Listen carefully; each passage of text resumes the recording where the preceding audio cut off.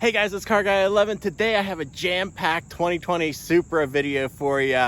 Yes, it's been 2 years already since I had this car, 14,000 miles. I'm going to give you a 2-year update. Plus, I'm going to show you how to get free full screen Apple CarPlay. I know a lot of people are paying for this, so I'll show you how to get that for free. And we'll go over an issue I had with this car. Yes, first warranty issue. It was an odd one too, so stay tuned.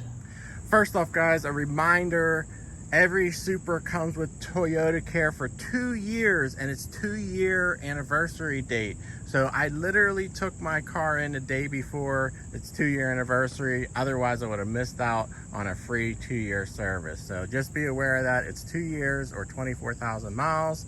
I only have 14,000 miles. So I got the oil change, and it includes the passenger cabin air filter. So not all Toyotas include that passenger cabin air filter. So be sure they do that for you. But unfortunately, they told me it's on national back order. So I don't actually have the filter change, but they will get that to me when it comes in. So during the 2-year service, they also performed a pretty important recall having to do with loss of your power brakes. If you hit the start button too many times.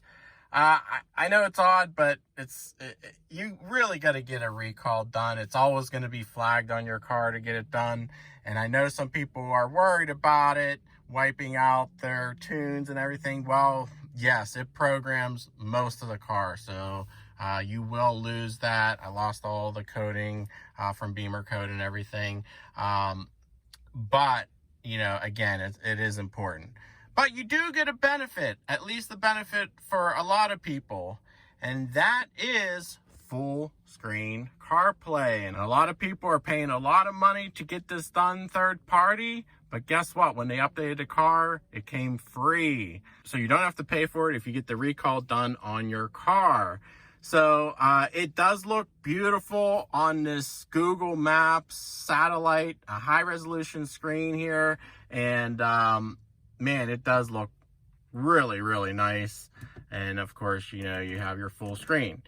But there is something I don't like about it. You lose the split screen functionality. So if you try to do split screen, it's grayed out and you cannot do your, like I had audio on the right side of the screen and the CarPlay on the left side. And now I can't do that. And for some reason, my satellite radio in my car still works. So with satellite radio, you're not going to be able to see what's playing. And I always had split screen. So I had the satellite radio on this side and the maps on this side. Now you could do the Apple CarPlay split screen. And, you know, if you have your phone streaming music, that's fine. But you do lose the Toyota split screen. So just be aware of that. I was fine with it. I was not going to pay for the full screen, but since it's on, it's fine. I'll deal. But yeah, it's going to be tough for me to switch back and forth to see what's playing. So the next issue was a weird one. I brought it home. I completed my service, completed the recall. Everything was fine.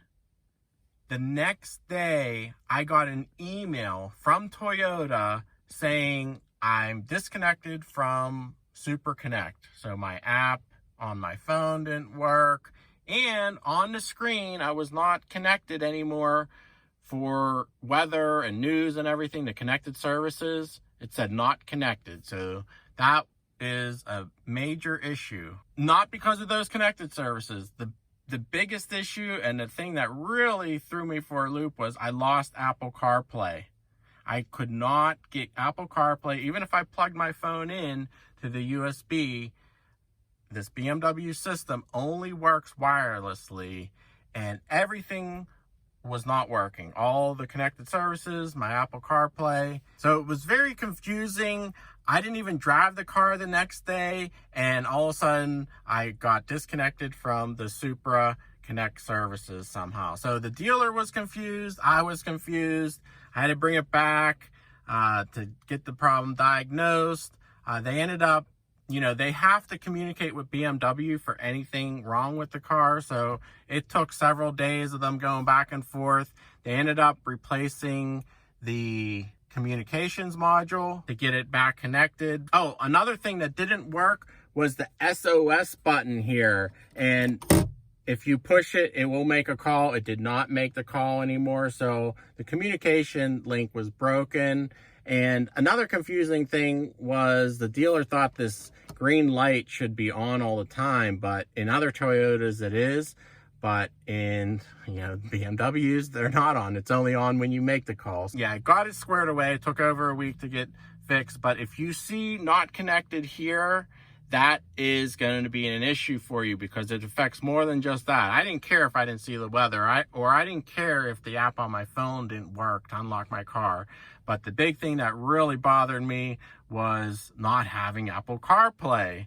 So it's strange it's tied together, but if you remember, BMW used to charge for Apple CarPlay, and that's how they do it. It's a constant communication to make sure you're paid up, and if it doesn't have that communication link to check the license or whatever that you're paid up, it'll cut you off. So that is kind of strange and unfortunate, but that is what you have to deal with all these modern electronics.